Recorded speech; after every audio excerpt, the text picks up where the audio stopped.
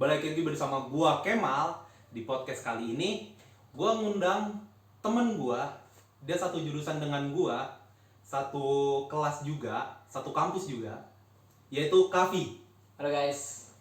Ya, di podcast kali ini gua bakalan nanya ke dia. Gua bakalan nanya soal jurusan ini, komunikasi ini, yang berhubungan dengan humas. Siap nggak lu gue tanya? Tentu saja saya siap. Yakin? Yakin. Oke. Pertanyaan yang pertama. Oke. Seberapa penting humas?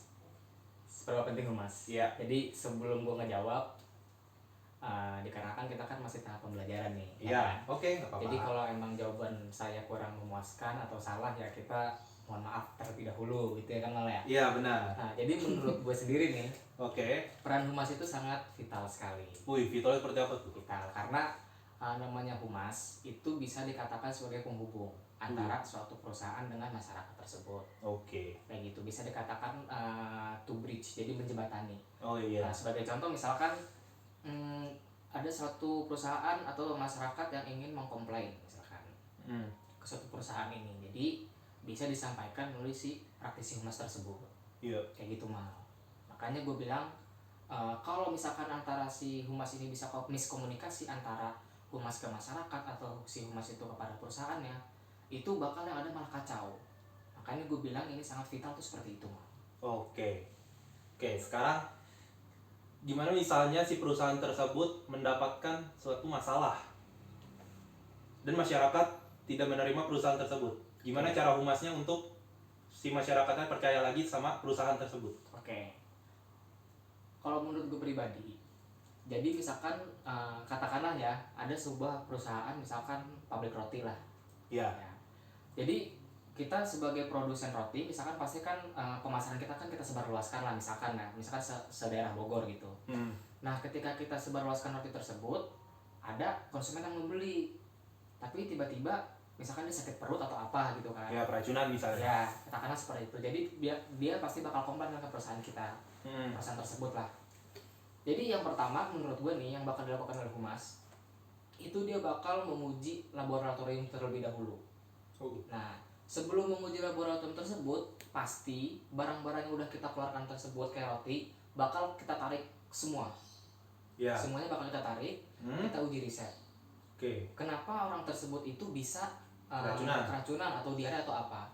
Nah, misalkan kalau udah di hasil laboratorium tersebut ternyata hasilnya tidak kenapa-napa atau apa, maka si praktisi humas ini harus mengadakan misalnya kayak konversi pers kepada masyarakat bahwasanya hasil lab tersebut ini mengatakan bahwasanya tidak ada zat yang berbahaya.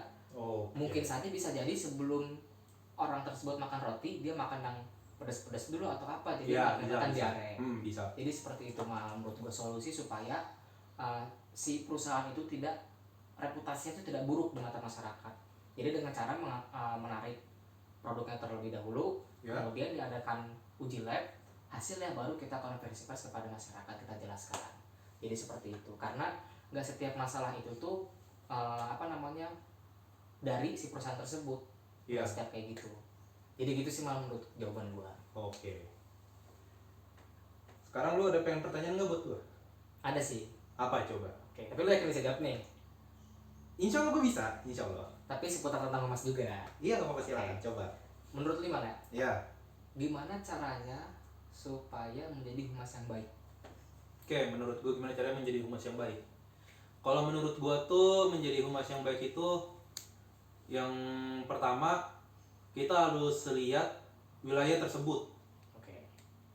Kita harus lihat wilayah tersebut dan kita juga harus tahu apa masyarakat di wilayah tersebut itu yang sering digunakan, produk-produk yang sering digunakan. Misalkan ya, gue bangun perusahaan di sini, di A, misal. Terus daerah A ini perdagangannya sangat kuat, sangat banyak gitu. Persaingannya. Ya, persaingannya sangat banyak.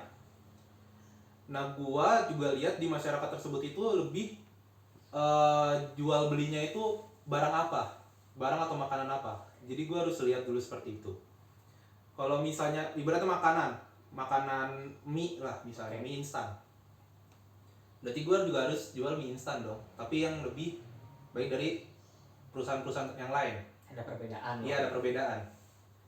Gue lihat, oh suka ini bla bla bla bla, suka ini. Okay. Lalu gue coba launching, terus gue yang tadi lu bilang kayak uji riset gitu tapi ke masyarakat. Berarti kayak gitu lo harus ngadain observasi dulu. Jadi kayak contohnya kayak lu melakukan observasi gitu ya, Mar? Ya seperti itu. Oke, terus lu ada pertanyaan lagi nggak buat gue? Gue sih nggak ada sih kayaknya. sama gue juga Cukup nih. Iya. Oh ya udah kalau gitu. Oke, sayang sekali nih guys. Podcast kali ini udah dulu, maaf kalau cuman dikit doang. Ya bingung mau nanya apa lagi soalnya masih baru-baru kita. Jadi ini apa namanya, orang masuk ke jurusan komunikasi.